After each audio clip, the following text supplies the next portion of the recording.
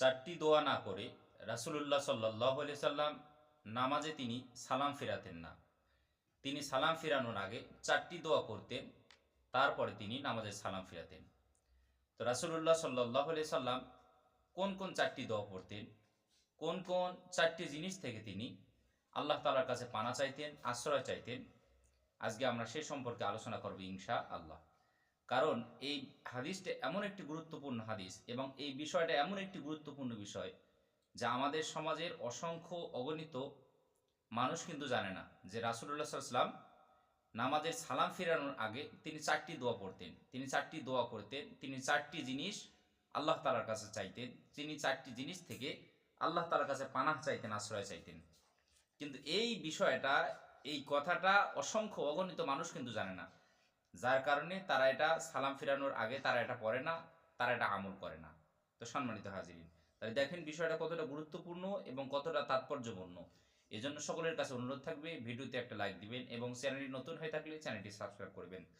তাহলে রাসূলুল্লাহ সাল্লাল্লাহু আলাইহি সাল্লাম তিনি এই যে চারটি জিনিস আল্লাহ তাআলার কাছে চাইতেন, তিনি এই দোয়াটা কখন পড়তেন? সালাম তিনি নামাজের আত্তাহিয়াতু দুরূদ শরীফ দোয়া মাসুরা পড়ার পরে পড়তেন, নাকি বৈঠকে বসেই তিনি এটা পড়তেন, নাকি সূরা পড়ার সময় তিনি এটা পড়তেন, কোন সময় তিনি এটা পড়তেন এবং দোয়াগুলো কি কি, আজকে আমরা সে সম্পর্কে আলোচনা করব ইনশাআল্লাহ। এজন্য আমার ভাইগণ বন্ধুগণ, আমার হাদিসটি এসেছে সুনানে দাউদ শরীফের 984 নম্বর হাদিসে এবং বুখারী শরীফে এসেছে, মুসলিম শরীফে এসেছে এবং এই হাদিসটি অসংখ্য অগণিত হাদিসের কিতাবে এসেছে। কিন্তু অনেক মানুষ নামাজকে পূর্ণাঙ্গভাবে আদায় না করার কারণে তারা এই হাদিসের উপর তারা আমল করে না, তারা এই বিষয়টা তারা জানে না। তো সম্মানিত ভাইগণ বন্ধুগণ আমার, তাহলে রাসূলুল্লাহ সাল্লাল্লাহু আলাইহি সাল্লাম তিনি এই দোয়াটি পড়তেন। আমরা সর্বপ্রথম দোয়াটি জানবো যে তিনি কোন কোন দোয়া করতেন সালাম ফেরানোর আগে, তারপরে আমরা জানবো যে তিনি কখন পড়তেন এবং কিভাবে পড়তে হবে, আমরা সেই সম্পর্কেও আলোচনা করবো ইনশাআল্লাহ।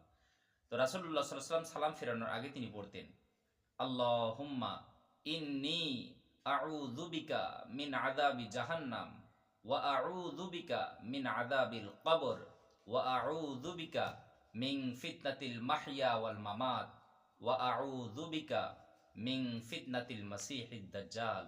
আল্লাহু আকবার। তার রাসূলুল্লাহ সাল্লাল্লাহু আলাইহি সাল্লাম তিনি সালাম ফেরানোর আগে তিনি চারটি দোয়া করতেন, চারটি জিনিস থেকে আল্লাহ তাআলার কাছে পানা চাইতেন। প্রথম নম্বরে হলো আল্লাহুম্মা ইন্নী আউযু বিকা মিন আযাবি জাহান্নাম, আল্লাহ আমি তোমার কাছ থেকে জাহান্নামের আগুন থেকে মুক্তি চাই, আল্লাহ আমি তোমার কাছ থেকে জাহান্নাম থেকে পানা চাই।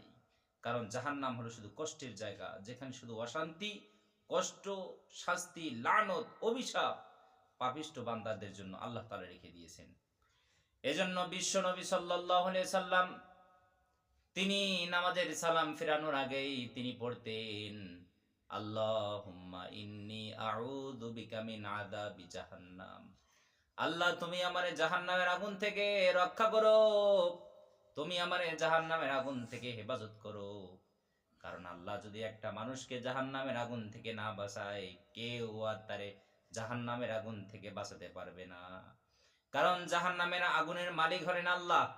এই কারণে বিশ্ব নবী সাল্লাল্লাহু আলাইহি সাল্লাম তিনি আল্লাহর কাছে নামাজের সালাম ফেরানোর আগে যখনই তিনি নামাজ পড়তেন, নামাজে সালাম ফেরানোর আগে তিনি পড়তেন, আল্লাহুম্মা ইন্নী আউযু বিকা মিন আযাবি জাহান্নাম, আল্লাহ আপনি আমারে জাহান্নামের আগুন থেকে রক্ষা করেন।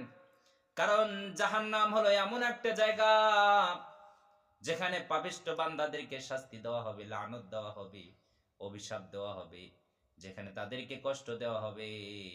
এই জাহান্নাম এমন একটা জায়গা যেখানে মানুষ থাকবে, সেই জায়গাটাও হলো আগুনের, যে বিছানায় থাকবে সেটাও হলো আগুনের, মানুষকে যে খাবার খাওয়ানো হবে সেই খাবারগুলো হবে আগুনের, মানুষকে যে পানীয় পান করা হবে সেই পানিগুলোও হবে আগুনের, প্রত্যেকটা জিনিস হবে আগুনের। এই কারণে বিশ্বনবী সাল্লাল্লাহু আলাইহি সাল্লাম তিনি বললেন, দুনিয়ার আগুনের থেকে জাহান্নামের আগুন 69 গুণ বেশি তাপ করে তৈরি করেছেন কে? দুনিয়ার আগুনের রং লাল আর জাহান্নামের আগুনের রং হলো কালো, কালো কুসকুসে জাহান্নামের আগুন, যে আগুন একবার যদি মানুষের দেহে লাগে সর্বপ্রথম ওই মানুষটার কলিজাটা জলে পড়ে কিন্তু সারকার হয়ে যায়। এজন্য বিশ্ব নবী সাল্লাল্লাহু আলাইহি ওয়াসাল্লাম তিনি সালাম ফেরানোর আগে তিনি পড়তেন আল্লাহুম্মা ইন্নী আউযু বিকা মিন আযাবি জাহান্নাম, আল্লাহ তুমি আমারে জাহান্নামের আগুন থেকে রক্ষা করো। সকলে বলি আল্লাহুম্মা আমিন। এরপরে বিশ্ব নবী সাল্লাল্লাহু আলাইহি ওয়াসাল্লাম তিনি দ্বিতীয় নম্বরে যে দোয়া করতেন আল্লাহুম্মা ইন্নী আউযু বিকা মিন আযাবিল কবর, আল্লাহ তুমি আমারে কবরের আযাব থেকে হেফাজত করো, আল্লাহ তুমি আমারে কবরের আযাব থেকে বাঁচাও।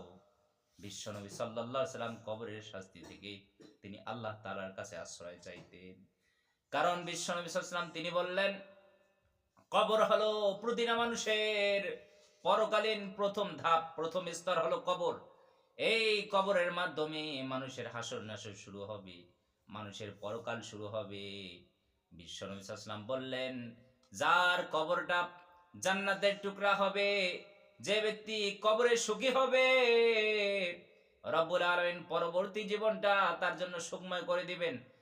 আর যার কবরটা শাস্তির জায়গা হবে, যার কবরটা জাহান্নামের গর্ত হবে, জাহান্নামের টুকরা হবে, তার জন্য কিন্তু 40,000 বছর তারই কিন্তু কবরে শাস্তি পেতে হবে।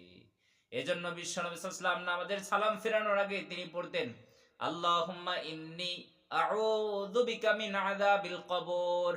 এজন্য আমরা যখন নামাজে সালাম ফেরাবো তার আগে আমরা এই দোয়াটা পড়ব। 3 নম্বরে বিশ্বনবী সাল্লাল্লাহু আলাইহি ওয়াসাল্লাম তিনি দোয়া করতেন আল্লাহুম্মা ইন্নী আউযু বিকা মিন ফিতনাতিল মাহইয়া ওয়াল মামাত, আল্লাহ জীবন মৃত্যুর কষ্ট থেকে, জীবন মৃত্যুর পরীক্ষা থেকে তুমি আমারে হেফাজত করো। আল্লাহু আকবার। বিশ্বনবী সাল্লাল্লাহু আলাইহি ওয়াসাল্লাম তিনি দোয়া করতেন আল্লাহ জীবনের পরীক্ষা থেকে, মানব জীবনের প্রত্যেকটা মানুষের জীবনে কিন্তু পরীক্ষা দিয়ে ভরা। এজন্য বিশ্বনবী সাল্লাল্লাহু আলাইহি ওয়াসাল্লাম দোয়া করতেন আল্লাহ জীবিত থাকা অবস্থায় তুমি আমারে সমস্ত বিপদ আপদ থেকে রক্ষা করো, এবং মরণের পরে সমস্ত মরণের সময়ের বিপদ থেকে তুমি আমারে হেফাজত করো। এজন্য বিশ্বনবী সাল্লাল্লাহু আলাইহি ওয়াসাল্লাম নামাজে সালাম ফেরানোর আগে তিনি পড়তেন আল্লাহুম্মা ইন্নী আউযু বিকা মিন ফিতনাতিল মাহইয়া ওয়াল মামাত, আল্লাহ জীবন মৃত্যুর সমস্ত পরীক্ষা থেকে তুমি আমারে হেফাজত করো। বলি আমিন। এরপরে বিশ্বনবী সাল্লাল্লাহু আলাইহি ওয়াসাল্লাম তিনি 4 নম্বরে দোয়া করতেন আল্লাহুম্মা ইন্নী আউযু বিকা মিন ফিতনাতিল মাসিহিদ দাজ্জাল, আল্লাহ তুমি আমারে দাজ্জালের ফিতনা থেকে হেফাজত করো। সকলে বলি আল্লাহুম্মা আমিন। দাজ্জালের ফিতনা থেকে বিশ্বনবী সাল্লাল্লাহু আলাইহি ওয়াসাল্লাম তিনি হেফাজত চাইতেন, তিনি রক্ষা চাইতেন আল্লাহ তাআলার কাছে, তিনি তার কাছে সাহায্য চাইতেন। কেন? কারণ দাজ্জালের ফিতনা অত্যন্ত একটা ভয়াবহ একটা ফিতনা। এতে মানুষের ইমানের পরীক্ষা করা হবে, এতে মানুষের ইমানের পরিচয় পাওয়া যাবে কোন মানুষটা বেশি ইমানদার আর কোন মানুষটা বেঈমান। এতে মানুষের ইমানের বহিঃপ্রকাশ ঘটবে। এই জন্য বিশ্বনবী সাল্লাল্লাহু আলাইহি ওয়াসাল্লাম নামাজের সালাম ফেরানোর আগে তিনি পড়তেন আল্লাহুম্মা ইন্নী আউযু বিকা মিন ফিতনাতিল মাসিহিদ দাজ্জাল, আল্লাহ দাজ্জালের ফিতনা থেকে তুমি আমারে হেফাজত করো। বলি আমিন। এজন্য নামাজের সালাম ফেরানোর আগে বিশ্বনবী সাল্লাল্লাহু আলাইহি ওয়াসাল্লাম তিনি 4টি দোয়া করতেন। এজন্য আমরাও এই 4টি দোয়া করব। 1 নম্বরে আল্লাহুম্মা ইন্নী আউযু বিকা মিন আযাবি জাহান্নাম ওয়া আউযু বিকা মিন আযাবিল কবর ওয়া আউযু বিকা মিন ফিতনাতিল মাহইয়া ওয়াল মামাত ওয়া আউযু বিকা মিন ফিতনাতিল মাসিহিদ দাজ্জাল। এই 4টি দোয়া। তাহলে 4টি দোয়া আমরা কখন পড়ব? আমরা নামাজের বৈঠকে যখন আমরা বসবো, অর্থাৎ আমাদের 2 রাকাত নামাজ পড়ি বা 4 রাকাত নামাজ পড়ি, আমাদের নামাজ পড়া শেষ, আমরা বৈঠকে বসছি, বসার পর আমরা আত্তাহিয়াতু পড়ব, দুরূদ শরীফ পড়ব এবং দোয়ায়ে মাসুরা পড়ব। পড়ার পরে আমরা সালাম ফিরানোর আগে, আত্তাহিয়াতু দুরূদ শরীফ দোয়ায়ে মাসুরার আগে নয়, আমরা আত্তাহিয়াতু পড়ব, দুরূদ শরীফ পড়ব, দোয়ায়ে মাসুরা পড়ে তারপরে আমরা এই 4টি দোয়া পড়ব। আল্লাহুম্মা ইন্নী আউযু বিকা মিন আযাবি জাহান্নাম ওয়া আউযু বিকা মিন আযাবিল কবর ওয়া আউযু বিকা মিন ফিতনাতিল মাহইয়া ওয়াল মামাত ওয়া আউযু বিকা মিন ফিতনাতিল মাসিহিদ দাজ্জাল। আমরা নামাজের সালাম ফিরানোর আগে আমাদের সমস্ত দোয়া কালাম পড়া শেষ, আমরা সালাম ফিরাবো। এখন এই সালাম ফিরানোর আগে এই 4টি দোয়া বিশ্বনবী সাল্লাল্লাহু আলাইহি ওয়াসাল্লাম তিনি পড়তেন। আমরাও কি করব? এই 4টি দোয়া পড়ব।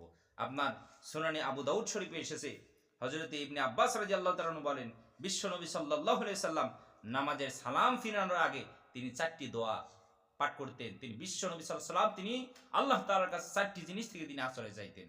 যে 4টি দোয়া আমরা পড়লাম, রব্বুল আলামিন আমাদের সবাইকে প্রত্যেকটা কথা বোঝার তৌফিক যেন দান করে, সকলে বলি আল্লাহুম্মা আমিন।